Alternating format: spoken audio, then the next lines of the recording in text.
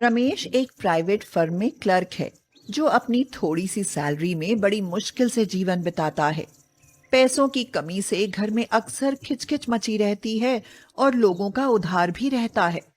घर में उसकी माँ विमला, पिता श्यामलाल और छोटा भाई जतिन है। विमला की पीठ और गर्दन में अक्सर दर्द रहता है, जिससे महीने में बहुत से रुपए डॉक्टर के यहाँ चले जाते हैं। अब रमेश की शादी हो गई है और उसकी पत्नी निशा भी आ गई है। सुनो रमेश, यह बहू पढ़ी लिखी है।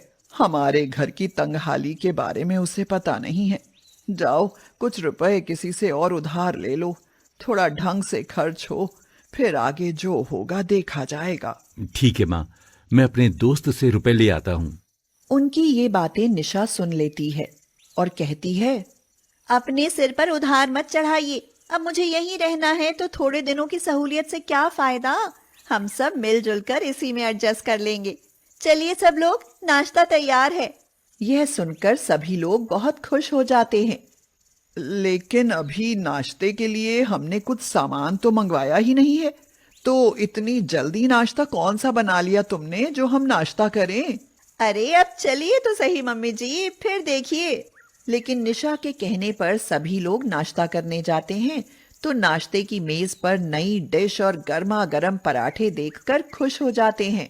वाह बहू, आज तो नाश्ते में आनंद ही आ जाएगा। सब लोग नाश्ता करते हैं तो खूब तारीफ करते हैं। हाँ भाभी, वास्तव में नाश्ता बहुत ही टेस्टी है। अब विमला निशा से पूछती है, क्यों निशा, हमने सामान तो कुछ मंगाया नहीं था, फिर इतना अच्छा नाश्ता कैसे बना लिया? सोच विचार कर जुगाड़ कर ली। कल किचन की सफाई की तो डिब्बों में थोड़ी थोड़ी सी चीजें बची पड़ी थी। वो किसी काम की नहीं थी। किसी में थोड़ा सा बेसन, किसी में थोड़ी सी सूजी, किसी में थोड़ा सा अरारोट। इनको मिक्स करके यूज किया। रात की फूल गोभी मटर की सब्जी रखी हुई थी, वह भरने के काम आ गई। गर्मा गर्म कुरकुरे टेस्टी पराठे तैयार हो गए। आज मैं बहुत खुश हूँ। मेरा दिमाग तो इन चीजों में कभी जाता ही नहीं। कभी कभी मुझसे ज्यादा खाना बन जाता है तो सवेरे मैं उसे फेंक देती हूँ, या कोई छोटी मोटी चीज पड़ी रह जाती है तो वह खराब हो जाती है। लेकिन तुम्हारा दिमाग तो बहुत जुगाड़ू है। दूसरे दिन श्यामलाल बाजार जाने के लिए आते हैं और कहते हैं, अरे बिमला, लाओ रुपए दो, बाजार जा रहा हूँ। क्या है कि पॉलीथीन पर तो बैन लगा है, इसलिए कपड़े के कुछ थैले खरीद कर ले आता हूँ। नहीं पिताजी, मैंने पहले ही सोच लिया था कि कल सब्जी लानी है। मैंने पुराने पड़े हुए कपड़ों के थैले बना लिए थे। कुछ ऐसी पैंट्स थी जिनके केवल पांचे फटे थे, तो उनका बरमूडा बना दिया। वे अभी 6 महीने तक और पहने जा सकते हैं। वाह बहू वाह, तुम तो वास्तव में बहुत होशियार हो। हर चीज की कोई ना कोई जुगाड़ करके फ्री में चीज बना लेती हो। एक दिन जतिन आता है। वह बहुत उदास है। वह बोला, मम्मी, मेरा लास्ट सेमेस्टर है।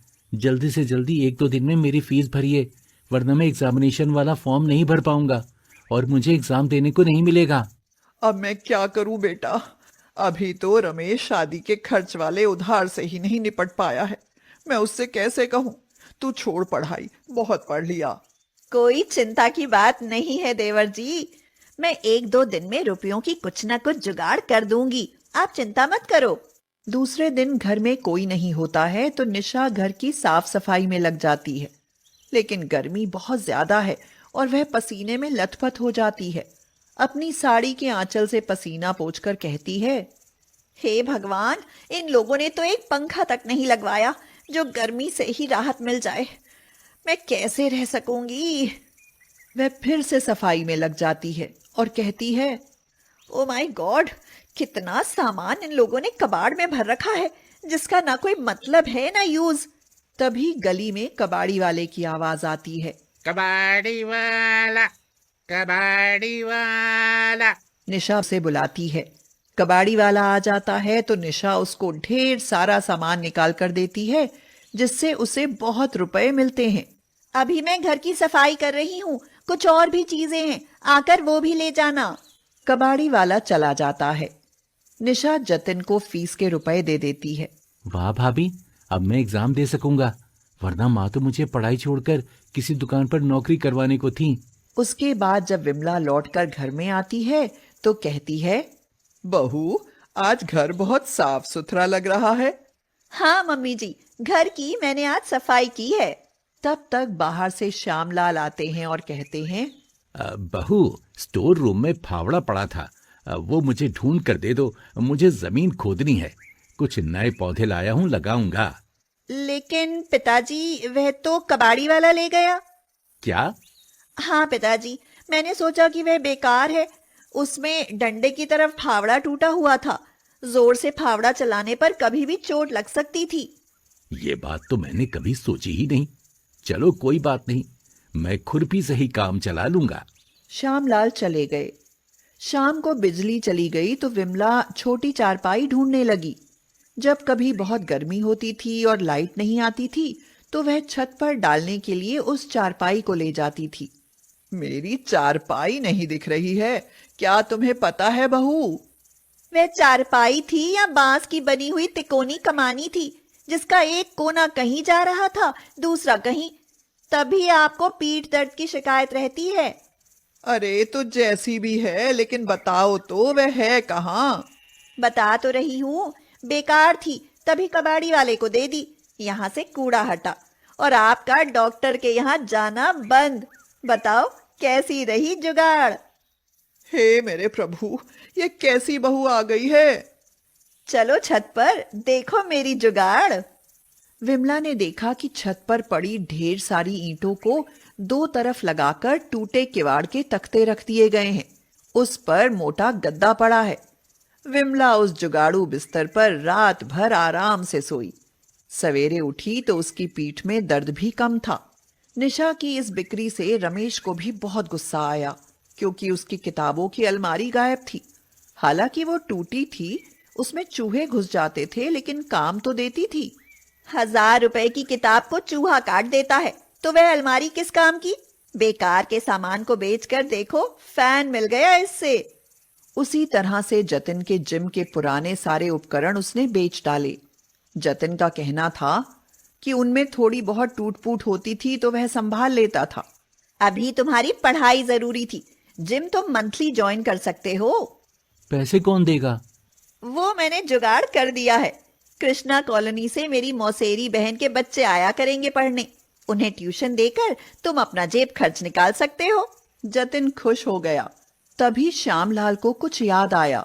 उन्होंने पूछा, बहू, मेरी एक बहुत ही प्रिय चीज थी, हारमोनियम, उसे तो नहीं बेचा?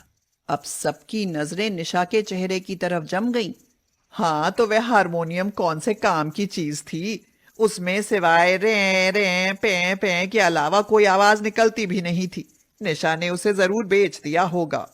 नहीं पिताजी, वह हारमोनियम मैंने बेचा नहीं है, लेकिन उसकी एक जुगाड़ कर दी है। क्या?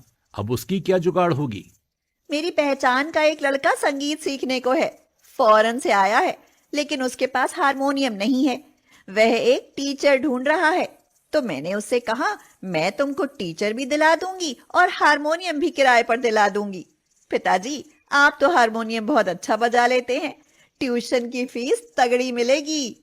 यह बात सुनकर श्यामलाल के चेहरे पर मुस्कान दौड़ गई और वह बोले, अरे देखती हो, निशा कितनी होशियार लड़की है। घर बैठे ही कितनी अच्छी आमदनी का जुगाड़ कर दिया इसने। जब उसने अभी तक अच्छे अच्छे जुगाड़ करके फायदा कराया तब हम तारीफ कर रहे थे, अब उसे डांटने लगे। निशा ने नया चमकदार फैन लाकर रख दिया। सब फैन की ओर आश्चर्य से देखने लगे। ये मैं खरीद कर लाई हूँ। उसने फैन चला दिया। अब गर्मी नहीं लग रही थी। थके हारे परेशान रमेश को भी राहत मिली। वह मुस्कुराने लगा। श्यामलाल बोले, बहू का कहना ठीक है, जिंदगी मिलकर बिताएंगे। जब तक वो जुगाड़े करती रहेगी तो कोई अच्छी होगी तो कोई गलत भी निकल सकती है। इसके लिए हम सब है ना। सभी लोग इस बात पर हंसने लगे।